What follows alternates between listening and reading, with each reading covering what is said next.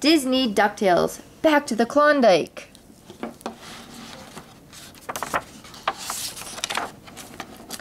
Why are you cutting out those hearts? Asked Scrooge McDuck. For Valentine's Day, said Webby. Haven't you ever received them? Who would give me one of those? Grunted Scrooge, going to his study. Later, Webby and Scrooge's nephews found him there, staring at his silk heart. Ooh, who gave you that, Uncle Scrooge? Asked Webby. Long ago, began Scrooge, I went looking for gold in the Klondike. On Saturdays, I'd go to a town for supplies, and I'd stop at Dangerous Dan's honky-tonk saloon. That sounds like the Old West, said Huey. It was, said Scrooge. Canada was full of gold seekers, adventurers, gamblers, robbers, and saloons like Dangerous Dan's. That's where I met Glittering Goldie. She gave you the silk heart, I bet, said Webby. Scrooge continued. Dan ordered Goldie to invite me to a card game.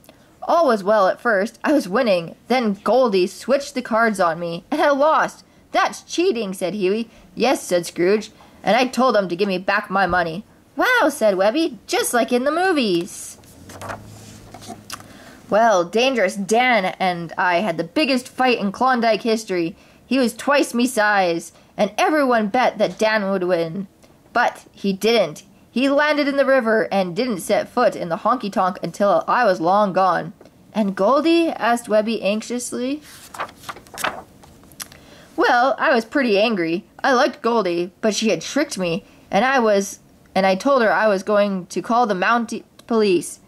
Well, you had no choice, said Louie, but she begged me to forgive her.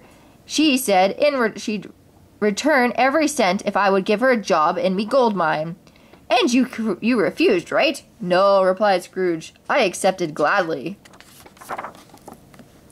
You didn't let her work for free, cried Webby. I was going to share all the gold with her, replied Scrooge. I wanted to get her out of that saloon. That winter, Goldie and I mined a nice pile of gold. I thought she was wonderful. One day, Goldie gave me a valentine. This silk heart. I was the happiest duck in the world, said Scrooge. How romantic, sighed Webby. I asked her then and there to marry me, Scrooge continued. She agreed and went off to town to get some things we needed. I was to meet her there the next day. The next morning, all the gold we had mined together had disappeared. Oh no, groaned Webby. I went looking for Goldie to tell her, said Scrooge, but Dan said she left town to start a new life. What a shame, sighed Huey. I worked at the mine until I had another ton of gold. Then I came home. That's the whole story.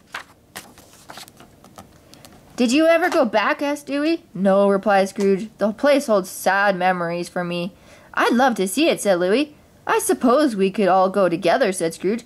Great, said the nephews, and then very next day they set off. Scrooge's old cabin was still there, and someone was living in it. The door opened, and there stood Goldie, pointing a pistol at them. What do you want, stranger? She demanded. Goldie, it's me, Scrooge, said Scrooge excitedly. Well, Scrooge McDuck, so you finally came back. That's a fine greeting, said Scrooge. You know I only went away to forget. To forget that you left me? Asked Goldie.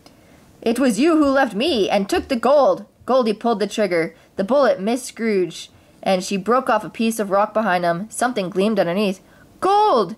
You found a new vein! Exclaimed Scrooge. It's all yours, said Goldie.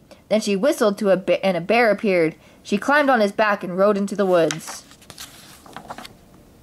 Before long, Scrooge and his nephews had mined a ton of gold. Dangerous Dan and his buddy watched from behind a rock. We'll move in when they've got it all, said Dan. A few days later, Scrooge and the lads loaded their sacks of gold on the train to head home. Just as they were about to pull out, Dangerous Dan stopped the train. We'll take the gold, Scrooge, said Dan. Don't be stupid, said Scrooge. I'll beat you again like I did all those years ago. You paid for that, Scrooge, Dan gloated. Goldie didn't steal your gold. I did. You told me she left town with it. She didn't, said Dan. You see, I told her you left with all the gold. You villain! Oh! Dan was about to raise his gun when suddenly Goldie came riding up on her bear, shooting furiously. Dan and his henchmen ran away. "Are you okay, boys?" asked Goldie. "Never better," said Scrooge. "Goldie, I wanted to tell you what Dan just told me." That night, Scrooge and Goldie sat together in the moonlight, remembering old times. "Are you sure you won't come back with me?" "No, Scrooge, I belong here now. We had our time." Scrooge sighed. Sadly, he watched the steam engine puff across the valley below. The smoke rose up into the air, forming a perfect heart.